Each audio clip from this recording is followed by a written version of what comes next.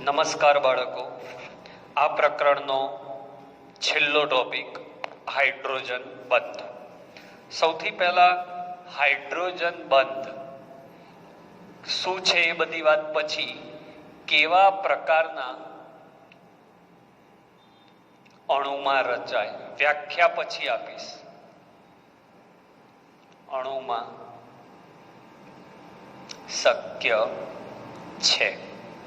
તો જ્યારે હાઇડ્રોજન એ વધુ વિદ્યુત ઋણ એવા, વિદ્યુત ઋણ શબ્દ આવશે અને આવશે, વધુ વિદ્યુત ઋણ એવા ફ્લોરિન, ઓક્સિજન, નાઇટ્રોજન સાથે સહસંયોજક બંધથી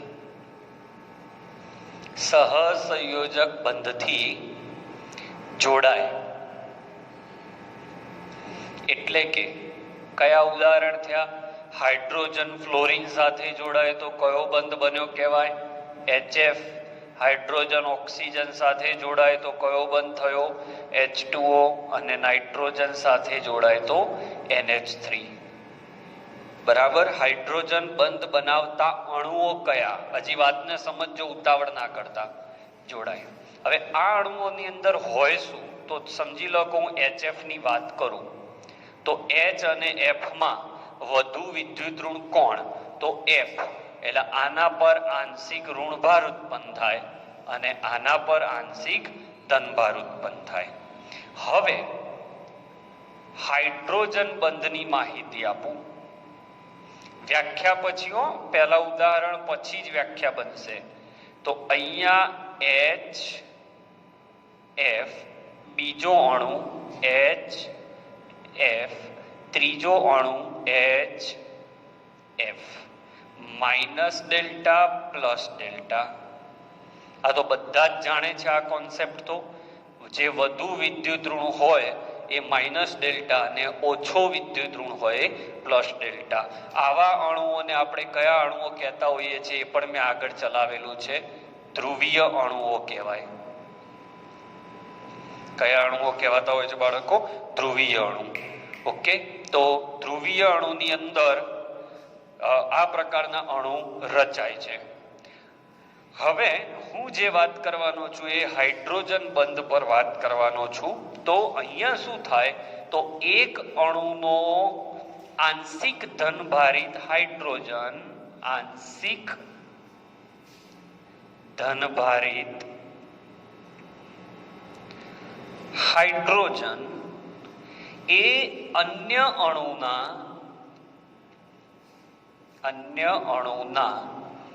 આંશિક ઋણભારિત પરમાણુ સાથે આકર્ષણ નિપજાવે. એટલે હાઇડ્રોજન એક અણુનો અને વિદ્યુત ઋણ પરમાણુ બીજા અણુનો. હવે તમે કહેશો સાહેબ આ તો તમે કન્ફ્યુઝ કર્યા. પહેલું વાક્ય એવું કહેવા માંગે છે કે કેવા અણુઓ બીજા અણુ પર હાઇડ્રોજન બંધ બનાવશે તો આવા અણુઓ જ બનાવી શકે. હવે હાઇડ્રોજન બંધ આ નથી, આ તો સહસંયોજક બંધ છે. પણ એક અણુનો આંશિક ધનભારિત હાઇડ્રોજન એ અન્ય અણુના આંશિક ઋણભારિત પરમાણુ સાથે આકર્ષણ બળ નિપજાવે છે.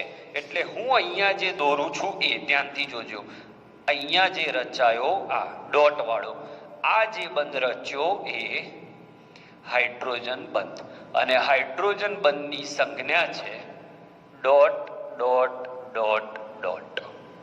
એ રીતે અહીંયા પણ હાઇડ્રોજન બંધ. ઓકે. તો પહેલો ફકરો એ છે કે કયા અણુઓ હાઇડ્રોજન બંધ બનાવે? તો જ્યારે હાઇડ્રોજન વધુ વિદ્યુત ઋણ પરમાણુ સાથે જોડાયેલા હોય એવા અણુઓ હોય અને એવા અણુઓ બીજા અણુ પર જે આકર્ષણ લગાડે એને હાઇડ્રોજન બંધ કહેવાય. ક્લિયર? હાઇડ્રોજન બંધ. તો હવે હાઇડ્રોજન બંધની વ્યાખ્યા શું થાય? તો હાઇડ્રોજન બંધની વ્યાખ્યા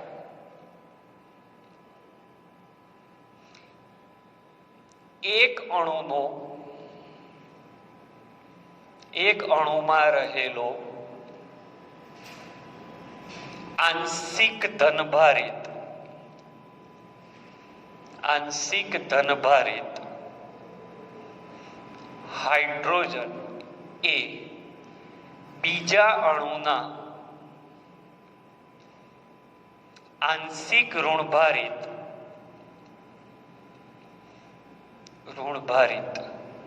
પરમાણુ પર આકર્ષણ લગાડે જેને હાઇડ્રોજન બંધ કહે છે. ઓકે, વાન ડર વાલ્સ આકર્ષણ બળ પણ આપણે જોઈશું 5મા ચેપ્ટરમાં. એ પણ અણુ વચ્ચે લાગતું બળ છે, પણ આ હાઇડ્રોજન આકર્ષણ બળની માત્રા એ વાન ડર વાલ્સ આકર્ષણ બળ કરતા 5મા ચેપ્ટરમાં વધારે ખબર પડશે, વધુ પ્રબળ હોય છે. હાઇડ્રોજન બંધનો આધાર, હાઇડ્રોજન બંધ પ્રબળ હશે કે નહીં, તો હાઇડ્રોજન બંધનો આધાર એક અણુમાં રહેલી ધ્રુવીયતા. તમને એમ કે HF નો HF સાથે હાઇડ્રોજન બંધ, H2O નો H2O સાથેનો હાઇડ્રોજન બંધ અને એમોનિયાનો એમોનિયા સાથેનો હાઇડ્રોજન બંધ હોય તો કયો હાઇડ્રોજન બંધ વધારે પ્રબળ? તો HF. કેમ આવું સાહેબ? કારણ કે HF ની અંદર ફ્લોરિનની વિદ્યુત ઋણતા એ ઓક્સિજન કરતા અને નાઇટ્રોજન કરતા વધુ છે. પોઈન્ટ નંબર 2, સંયોજનોની ભૌતિક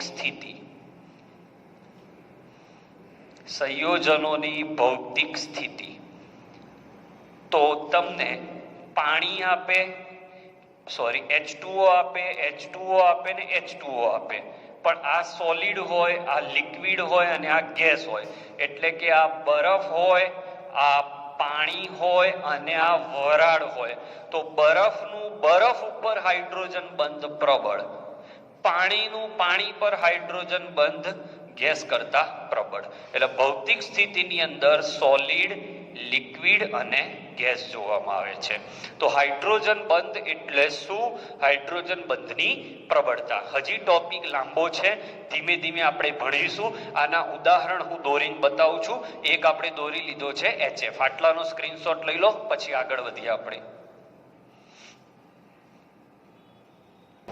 ચલો, હાઇડ્રોજન બંધના ઉદાહરણ દોરીને સમજાવો. તો HF માં તો મેં દોર્યું, હવે પાણીમાં હાઇડ્રોજન બંધ સમજાવો. તો પાણી આ O H H, આની ઉપર અબંધકારક યુગ્મ છે. હવે આ બાજુ O H H. તો જો આનો આંશિક ઋણભાર અને આનો આંશિક ધનભાર. એક અણુનો આંશિક ધનભારિત હાઇડ્રોજન બીજા અણુના આંશિક ઋણભારિત પરમાણુ સાથે જે બંધ રચે એ હાઇડ્રોજન બંધ રચાય. એ જ રીતે આ બાજુ પણ રચાશે પાણીની અંદર.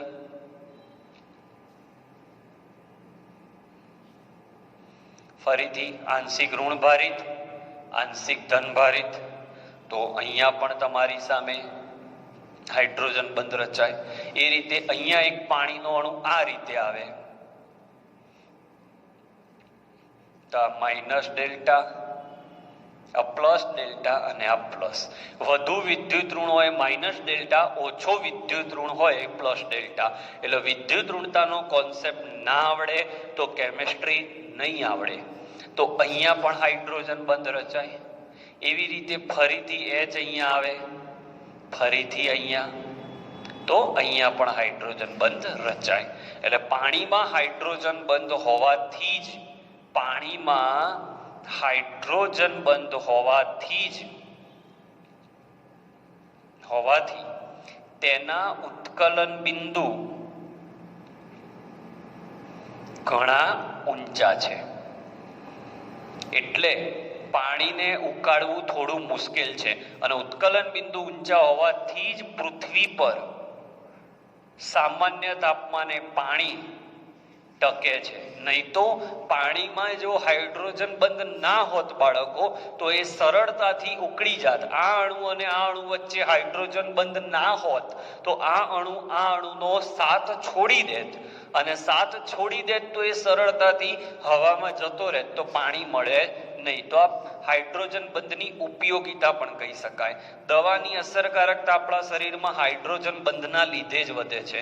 આપણે કોઈ દવા ગળીએ તો એ ડ્રગ્સ જે લીધું એ ડ્રગ્સ પાણી સાથે હાઇડ્રોજન બંધથી જોડાય અને જે તે વિસ્તારમાં પહોંચી જાય. એક બીજો સરસ કોન્સેપ્ટ છે કે સુતરાઉ કપડા, બહુ મસ્ત કોન્સેપ્ટ છે. સુતરાઉ કપડા ઝડપથી સુકાતા નથી. એનું પણ કારણ આ જ છે, કારણ કે સુતરાઉ કપડા પાણી સાથે હાઇડ્રોજન બંધથી જોડાય છે, જ્યારે નાયલોન કપડા હોય એ હાઇડ્રોજન બંધ બનાવતા નથી. એટલે નાયલોન કપડા ઝડપથી સુકાઈ જાય છે. બરાબર? તો આ બધા કારણો તમે સમજી શકો. બીજું ઉદાહરણ લઈએ, એમોનિયા. તો આ દોર્યો નાઇટ્રોજન, H અને H. બે ટપકા શેના કર્યા એ જાતે સમજવાનું. આના પર minus delta, plus delta, plus અને પ્લસ, આ રીતે ચાલે રાખે. બીજો અણુ લઈએ, N, H, H, H. ફરીથી માઇનસ, પ્લસ, પ્લસ અને પ્લસ. તો ચોખ્ખું દેખાય છે આનો માઇનસ અને આના પ્લસ વચ્ચે અહીંયા હાઇડ્રોજન બંધ રચાશે. ઓકે, તો હાઇડ્રોજન બંધ ઉદાહરણ આપી સમજાવો. તો એક અણુનો ધનભારિત હાઇડ્રોજન એ બીજા અણુના આંશિક ઋણભારિત પરમાણુ પર જે આકર્ષણ લગાડે તેને હાઇડ્રોજન બંધ કહે છે. ઘોઘશો નહીં. એક અણુનો આંશિક ધનભારિત હાઇડ્રોજન બીજા અણુના આંશિક ઋણભારિત પરમાણુ પર જે આકર્ષણ નિપજાવે એ હાઇડ્રોજન બંધ કહેવાય છે. ઓકે, ઉપયોગિતા મેં તમને કહી એ છે જમીનમાં પાણી ટકી રહેવું, વનસ્પતિના જુદા જુદા ભાગમાં પાણી ટકી રહેવું, પછી સુતરાઉ કપડા ઝડપથી ન સુકાવા. બરાબર? આ બધા પોઈન્ટ હાઇડ્રોજન બંધના કારણે છે. જો હાઇડ્રોજન બંધ ના હોત તો જમીન ઉપર પાણી ટકાવવું મુશ્કેલ થઈ જાત. જેવું ગરમી પડત ઉકળીને હવામાં ઉડી જાત. પણ ભગવાને બધું વિચારીને કર્યું છે. ઓકે, હવે હાઇડ્રોજન બંધ એટલે શું પૂરો થયો. હવે આપણે આનો એક બીજો પ્રશ્ન, પેટા પ્રશ્ન, હાઇડ્રોજન બંધના પ્રકાર સમજાવો. સ્ક્રીનશોટ લઈ લો આનો. ચલો, ઓકે, હવે લઈએ છીએ હાઇડ્રોજન બંધના પ્રકાર. બરાબર? તો વાત કરીએ હાઇડ્રોજન બંધના પ્રકાર. બે પ્રકાર છે. એક છે આંતર આણ્વીય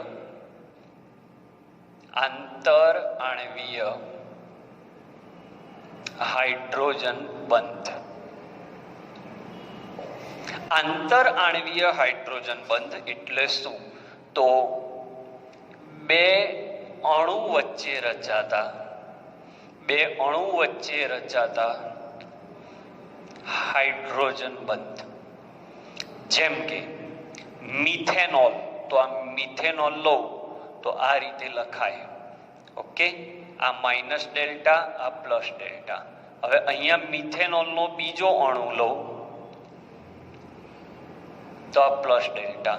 તો આ અણુ અને આ અણુ અલગ અલગ છે મિથેનોલના જ, પણ બે અણુ તો અલગ છે.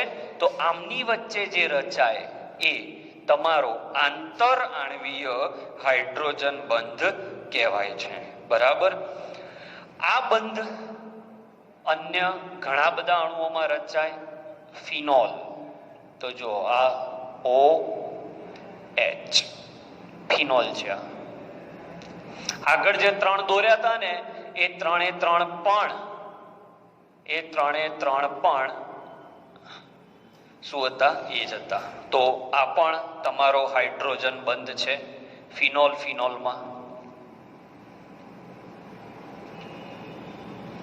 ત્રીજું લઈએ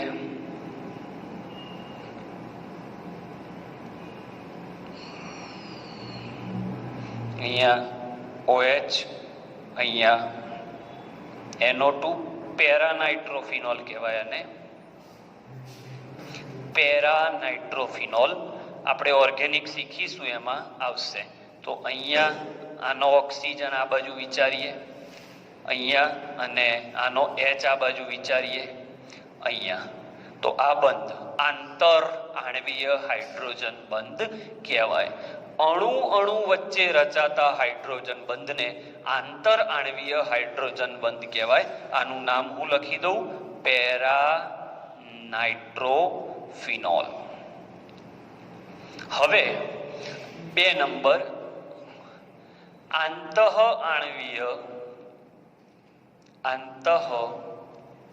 આણ્વીય હાઇડ્રોજન બંધ.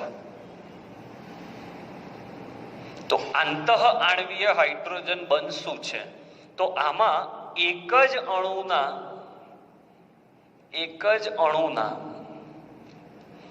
2 પરમાણુ વચ્ચે બંધ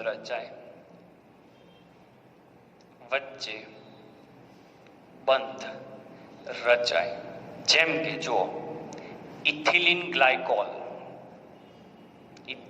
ગ્લાયકોલ તમને હાલ ખબર નહીં પડે પણ હું દોરું છું. જુઓ, આ ઇથિલિન એટલે 2 કાર્બન, ગ્લાયકોલ એટલે OH 2 વાર.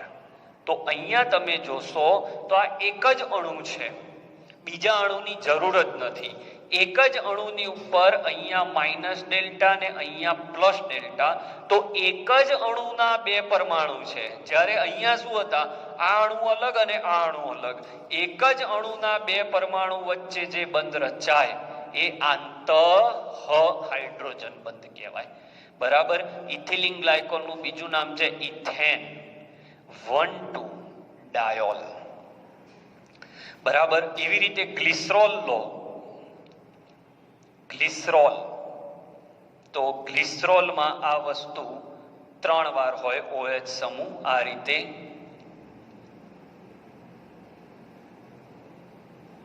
તો અહીંયા પણ હાઇડ્રોજન બંધ રચાય અને અહીંયા પણ હાઇડ્રોજન બંધ રચાય. તો ગ્લિસરોલમાં પણ આંતઃ આણ્વીય હાઇડ્રોજન બંધ છે.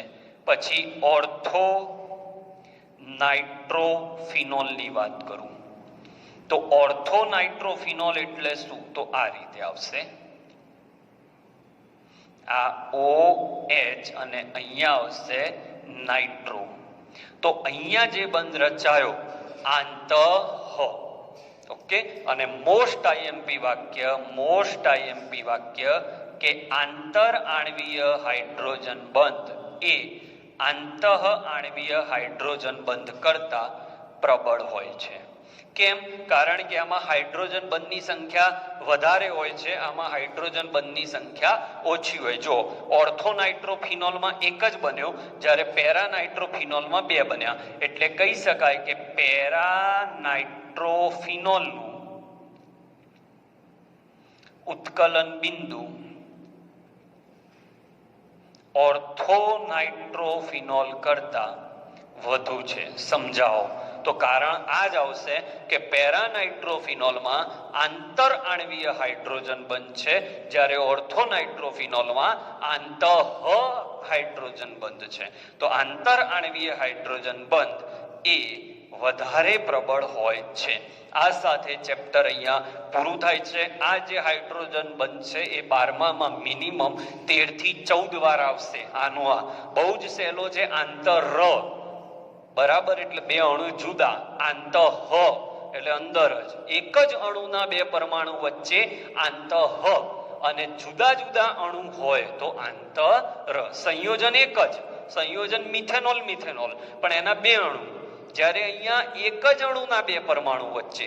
બરાબર. તો આ રીતે હાઇડ્રોજન બંધ, આ ડોટ છે એ હાઇડ્રોજન બંધની સંજ્ઞા છે. આ સાથે આ ચેપ્ટર અહીંયા પૂરું થાય છે. સ્ક્રીનશોટ લઈ લો.